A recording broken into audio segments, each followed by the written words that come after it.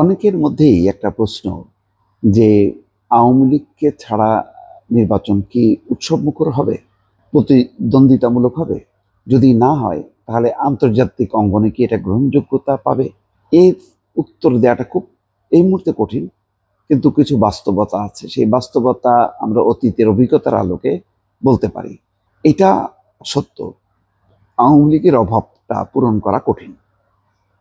খেয়াল করেন, আওয়ামী লীগ এখনো ভোটারদের 30% ভোট ক্যারি করে।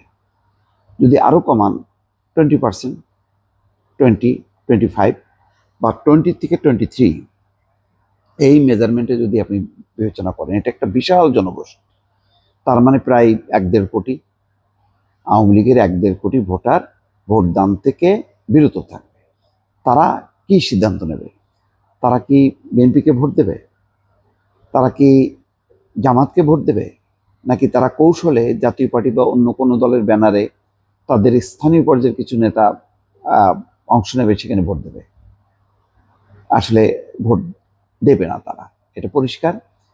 নৌকার ভোটার যারা, তারা নৌকার বাইরে লাঙ্গলকে ভোট দেবে না, দাড়িপাল্লায় ভোট দেবে না, এমনকি ধানের শীষও ভোট দেবে না। শুধুমাত্র হয়তো পরিস্থিতির কারণে, তারা নিরাপত্তার কারণে, যদি তারা মনে করে যে না, তার অঞ্চলের নির্বাচনী এলাকায় যদি জামাত জয়যুক্ত হয় তাহলে তারা নিরাপদ, অর্থাৎ জামাতের সেই প্রার্থী যদি তাদেরকে আশ্বস্ত করে, তাহলে হয়তো টেকনিক্যালি তারা ভোট দিতে পারে, ধানের শীষেও ভোট দিতে পারে, লাঙ্গলেও ভোট দিতে পারে। কিন্তু কোনোভাবেই আসলে এই পার্সেন্টেজটা খুবই কম, মানে 1, 2, 3, 4 এইগুলির মধ্যে। কিন্তু বাকি 20-25% ভোটার ভোট দেবে না। ভোট না দিলেও কি প্রতিদ্বন্দ্বিতামূলক হবে, খুব প্রতিযোগিতা হবে? তেমনটা বলাটা কঠিন এই কারণে যে যদি জামাতের জোট এবং বিএনপির জোট, আমরা যদি মনে করি দুইটা জোট হবে, বিএনপির জোট আর জামাতের জোট, তাহলে কিন্তু আবার বেশ সরগরম হয়ে উঠতে পারে। তাহলে আওয়ামী লীগের অভাব কিন্তু বোঝাই যাবে না, ওই 20% বা 25% ভিতরে চাপা পড়বে। তখন ওই ভোটারদের আরো একটা বড় অংশ তারা কিন্তু যুক্ত হয়ে যাবে, যে তারা যদি মনে করে যে আচ্ছা, লাঙ্গল আমাদের প্রতীক, আমাদের এখন বাঁচার প্রতীক, বাঁচতে হবে, তাহলে ঝুঁকে যাবে। যদি মনে করে যে সেই এলাকার প্রার্থী বিএনপি আমাদেরকে রক্ষা করে, তাহলে ঝুঁকে যাবে।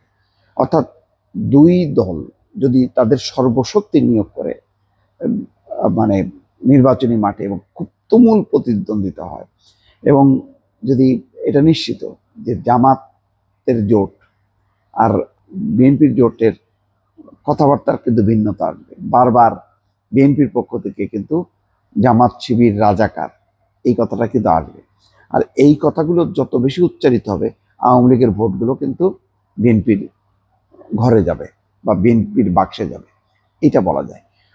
ফলে এখনো পর্যন্ত জামাত বা ইসলামী দলগুলো কি করবে, তাদের ভোট নির্বাচনের প্রক্রিয়া কি, কৌশল কি, তারা কি আরো চাপ দিতে থাকবে নাকি, যে পিআর চাই, পিআর না হলে আমরা যাব না, এরকম করবে কিনা, এটা এখনই বলা মুশকিল। কিন্তু এইটা সত্য, যদি বিএনপির নেতৃত্বে জোট হয় আর মানে জামাতের নেতৃত্বে একটা জোট হয়, যদি জোটও না হয়, এটা দল, অর্থাৎ বিএনপি, জামাত, ইসলামী আন্দোলন, এনসিপি এবং অন্যান্য দলগুলি যদি তুমুল বেগে নির্বাচনে আসে, তাহলে অন্তত এইটুকু বলা যায় যে আওয়ামী লীগ আমলে যেভাবে নির্বাচনটা হতো, আওয়ামী লীগের 14 দল, অন্যদিকে জাতীয় পার্টি, কোনো কম্পিটিশনই নাই। ফলে যার কারণে আমরা একটা ভয়ঙ্কর একটা দৃশ্য দেখলাম সর্বশেষ দ্বাদশ জাতীয় সংসদ নির্বাচন। ওটাকে প্রতিদ্বন্দ্বিতা করার জন্য তারা কি করলো, আমি ডামি, অর্থাৎ মানে অরিজিনাল যে নৌকা পাইলো সে হচ্ছে আমি আওয়ামী লীগের, আর যে আওয়ামী লীগ করে কিন্তু নৌকা পাইলো না, কিন্তু সে আওয়ামী লীগের প্রার্থী, সে হচ্ছে ডামি। এই আমি ডামি নির্বাচন দিয়ে একটা মানে কৃত্রিমভাবে নির্বাচনী একটা আয়োজন করলো, যদিও সেটা শেষ পর্যন্ত খুব ফলপ্রসূ হয়েছে মনে করা যাবে না। সেই তুলনায় কিন্তু মানে বিএনপি একটা শক্তিশালী দল, জামাত একটা শক্তিশালী দল, ইসলামী আন্দোলন একটা শক্তিশালী দল, সবগুলো দল যদি মানে নির্বাচনে অংশ নেয়, তাহলে আওয়ামী লীগের মতন ওইরকম ভোটারবিহীন বা প্রতিদ্বন্দ্বিতাহীন হবে না, এইটুক বলা যায়।